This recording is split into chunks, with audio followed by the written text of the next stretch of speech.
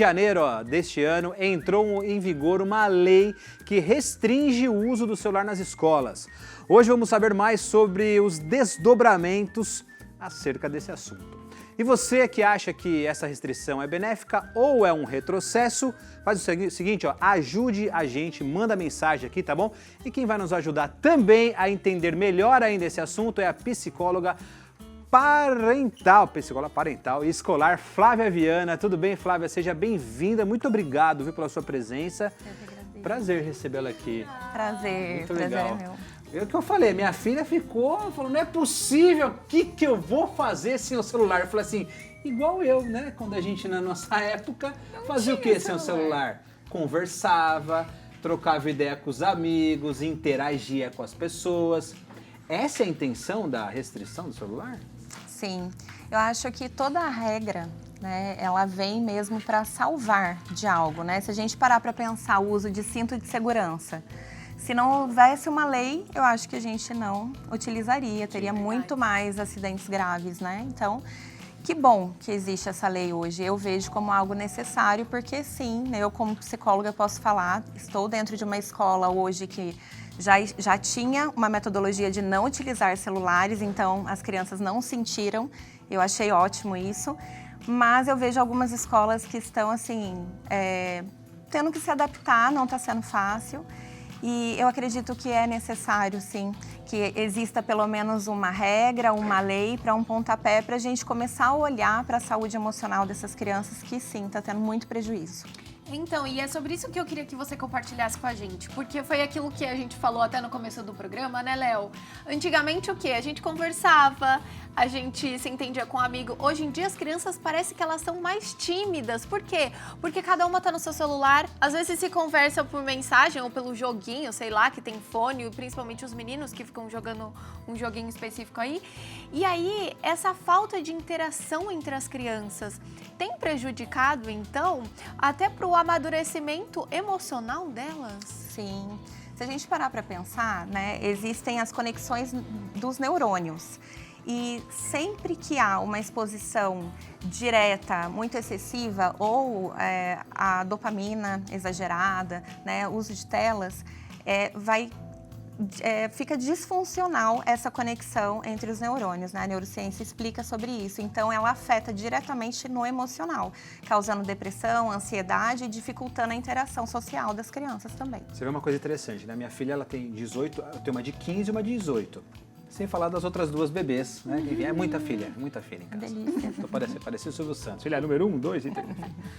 E a minha filha de 18 anos, ela começou a trabalhar com 17 anos, por coincidência, aqui na TV, como estagiário de produção. Maravilhosa. A Lele conhece. E é uma coisa engraçada. Aí perguntaram para ela assim, você sabe mexer no Excel, no PowerPoint, Não, né? no Word? Ela falou assim, eu não sei o que é isso. Ela nunca tinha sentado num computador. Coisas que a gente fazia, coisas que era, né? E assim, e não é Fazer o porque trabalho, é né? porque ela realmente nunca teve contato com o computador. Ela só tinha contato com o celular. E prejudicou muito ela isso, porque ela teve que correr atrás, entender o que é, entender como funciona. Também não é só a parte psicológica, né? Também é a parte do trabalho, do dia a dia ali, né? Só o celular na mão e não conhecer o restante das outras coisas que a gente tem, outros equipamentos que a gente tem para poder trabalhar, né? Exatamente. O encontro pela resposta rápida. Sim. Né? A gente vai se viciando cada vez mais, as crianças já estão começando desde cedo. Às vezes até, né, eu tenho uma filha de 8 anos. E às vezes eu pergunto alguma coisa, esses dias ela fazendo tarefa de matemática, ela, Alexa, quanto que é 4 mais 4? Eu falei, não, filha, parou, tira a Alexa. Né? Porque é um vício que, assim, sem perceber, as crianças estão tendo. Hoje na escola, né, enquanto levava-se celular, se você vê uma atividade difícil no quadro, você vai pensar o porquê. Se o meu celular está aqui no meu estojo, eu posso pegar, mesmo que ali na aula a professora fale que não. A criança, um adolescente, a gente sabe que ele vai tentar de várias formas que seja rápido. Ele vai colocar o celular embaixo do moletom ali e vai ver a resposta. E aí, cada vez mais, as crianças estão diminuindo essa habilidade de pensar, de ter criatividade, né, de desenvolver algo. Inteligência artificial, tá tudo ali, tá tudo entregue, tudo pronto. Eu estava até comentando com um amigo meu essa semana que esses dias eu escutei uma pessoa falando: você não escreveu seu livro por quê? A inteligência artificial escreve para você. Meu Deus. Que sentido tem você saber, né, que você está vendendo um livro que não foi você que escreveu, mas você está ali como autor. Então, está bem defasada a questão da aprendizagem, da interação, da integração social, está tendo muito prejuízo mesmo. E a parte cognitiva, assim, está muito alarmante mesmo. E Flávia, compartilha com a gente um pouquinho como é que as crianças, os adolescentes principalmente, eu acho que esses devem estar sofrendo muito, né, Léo? Como é que eles estão reagindo diante dessa lei? Você disse que nessa escola onde você tem mais contato, isso já não era tão frequente, mas e nos lugares onde o celular estava ali de fácil acesso, era isso? Às vezes, não sei a resposta, vou procurar aqui. Como é que eles estão reagindo diante disso? Eu vejo muito comportamento de ansiedade, né? Porque o celular, ele libera dopamina, né? De uma forma barata, rápida, né? Você tá ali com um vídeo, por exemplo, no Reels, criança que mexe no TikTok, vários outros programas, né? Não falando, né, mal dos programas nem nada disso, até porque a gente utiliza muito para parte profissional também. Mas assim, e é uma interação ali, mas a criança tem 50 mil assuntos, né, um em seguida do outro, coisas que não tem nexo. Então assim, o cérebro da criança cada vez mais ali, dopamina barata, né, sendo liberada. É claro que essa criança, quando chegar na hora de conversar com um amigo, de ter um relacionamento, na hora que começar ali, né, o momento de eu tenho que conquistar alguém, ter um namorado, vai ter preguiça. Não vai conseguir, vai se reprimir. Então, a dificuldade, ela tá muito clara pra gente, que o celular... Eu falo que, assim, eu não sou contra totalmente. Eu acho que a gente tem que pensar que a gente está aí numa era da tecnologia, né, informatização, mas dá pra gente buscar um equilíbrio. Eu acho que a maior dificuldade tem sido essa, né? Porque se a gente entra numa permissividade que a criança pode a todo tempo, do jeito que ela quer, a gente está até praticando agressividade com essa criança, não é nem negligência, porque uma criança não tem... ela não tem maturidade suficiente para escolher ainda o que é bom para ela. Então, ela vai ficar ali, porque está liberando dopamina, está me fazendo bem. Então, essa criança, ela tende a perder a questão social, né? De ter vontade de sair, de interagir, de conversar, até Isso mesmo... é muito triste, né? Nossa, Exatamente. É péssimo, né? E não conhece os próprios sentimentos. A gente pensar em muito ruim. tudo isso, porque teoricamente a tecnologia vem para ajudar, para ser uma coisa incrível, mas ela tá fazendo com que até a gente, né? As crianças mais até ainda. a gente, porque se a gente não consegue controlar, imagina uma criança que não tem essa maturidade, esse discernimento Porque a para gente teve saber a sorte dosar, né? de Então... não ter vivido isso na nossa época de escola com o celular, né? Como eu falei da minha filha, ela não teve o contato com o computador. Então, eles não tiveram o contato pessoal como a gente tem interpessoal. Enfim, né? Exato. Temos uma perguntinha para você. Pode ser? Pode. Bora ver aqui. Perguntinha para a doutora. Do Vitor, aqui de São José dos Campos. Como nós podemos ajudar nossos filhos a desenvolver o uso consciente do celular na escola e também dentro de casa? Arrasou na Boa pergunta para o Vitor. Vitor. E aí, doutora? Na escola acho que não vai dar mais não, viu, Vitor? A gente espera isso. Mas em casa, doutora, o Vitor fez uma pergunta excepcional. Como controlar isso dentro de casa? Dentro de casa, a gente precisa ter uma certa conexão com a criança, com o adolescente, para colocar qualquer tipo de regra. Eu não gosto nem de usar esse nome regra, eu prefiro combinados, para ser uma educação democrática mesmo. Então, assim, olha, filho, eu sei que tá legal aí, né? E esse conteúdo que você está consumindo não faz parte dos nossos valores, então o que pode é isso ou isso. Você prefere isso ou isso, né? Começar a dar opções limitadas para esse adolescente, começar a colocar também tempo, né? Em alguns momentos também, uma coisa que eu falo muito, adolescente quer privacidade.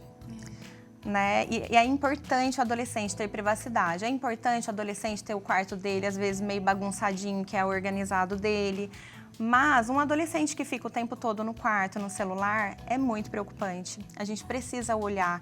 Criança não pode ter privacidade como um adulto tem que ter privacidade, a gente precisa... uma autonomia monitorada, para que eles não se sintam também largados, né, abandonados. Então, combinados, né? Fazer combinados com esses adolescentes e quando for preciso, tem que colocar um limite claro e ser firme. E aí, o ser firme, como é importante o papel dos pais também, porque a escola tá agora fazendo a sua parte, olha, bloqueou tudo, não vai. Mas o papel dos pais dentro de casa e até orientando essa criança, esse adolescente, é muito importante também, né? Eu vi muito, desculpa, só pra falar, eu vi muito pai indo contra essa medida, né? Sim. É porque, tipo, como que eu vou falar com meu filho? Ele responde rápido. Mas assim, quando você tava na escola, você não falava com seu pai. É uma Dava coisa seu urgente? jeito, né? Liga lá na diretoria, a diretora... Não é. Exatamente. Antigamente era assim. Por que agora... Até hoje, por isso é muito difícil a gente falar de dosagem para as crianças, sendo que nós adultos, acho que também tem que começar a partir da gente, né? Exato. De querer essa resposta imediata. Onde é que meu filho tá, ele vai me responder na hora. Não é assim. Ele tá na escola, tá seguro. Eu penso que, geralmente, são pais que é natural você colocar seu filho, principalmente quando são crianças pequenas ou adolescentes que não têm muita... Adolescentes que são mais na deles, né, que não são muito de conversar, interagir, a gente se preocupar como essa criança tá ali, sem me mandar mensagem, sem eu saber dessa criança, tem um pouco a ver também com controle, principalmente se for mãe, a gente que é mãe, a gente tem um pouquinho disso, que é natural e tá tudo bem, não vejo, né, questão nenhuma negativa em relação a isso. Mas uma coisa que pode ajudar essas famílias, para elas acreditarem na escola, confiarem e permitirem que essa criança esteja ali na escola, num ambiente seguro, é conhecer a escola de fato, ter um adulto ali dentro que tenha muita conexão com essa família e que isso seja passado para essa criança, para esse adolescente, porque daí ele vai se sentir seguro. Vamos supor uma menina que de repente menstruou pela primeira vez, gostaria de contar para a mãe. E às vezes não tem como, agora então com essa lei não tem como. E assim, não vejo tudo uma coisa ruim. Por quê? Porque ela pode ter um adulto ali naquela escola para ela conversar, para ela pedir acolhimento e até mesmo para conversar e pedir para ligar para essa mãe. Né? Então a família precisa confiar na escola e na metodologia que a escola passa ali para que ela fique tranquila também e consiga, né? Porque tem que ter coerência. Se em casa também não tiver limite, vai ser difícil essa criança na escola de qualquer jeito, porque ela não vai querer ficar ali, ela não vai prestar atenção, ela quer chegar em casa logo para usar a tela o máximo que ela puder. Ou, se já usar muito em casa e for para a escola, vai chegar ali, não vai querer escutar o que a professora está falando, porque nunca que vai ter mais dopamina o que um professor está falando do que tem ali no celular, né? É o famoso erro, né? É confundir a educação positiva com a educação permissiva, onde se pode tudo, né? Exatamente. Doutora, muito obrigado, viu? Eu que agradeço. Foi ótimo, espero que você tenha gostado, seja bem-vinda. Um assunto muito legal, a gente pode trazer outros assuntos com a doutora também. Eu achei super interessante. Muito obrigado, de coração, viu? Flávia, seja bem-vinda e o Instagram dela é @sejagentilmamãe. Eu amei. E aí você vai até abrir uma caixinha de perguntas, é isso? Vou deixar de presente para vocês uma caixinha de perguntas. Minha esposa vai lá, com certeza. Arrasou. Então, olha, @sejagentilmamãe. Flávia, seja sempre bem-vinda. Obrigada. Obrigada. Amei estar aqui.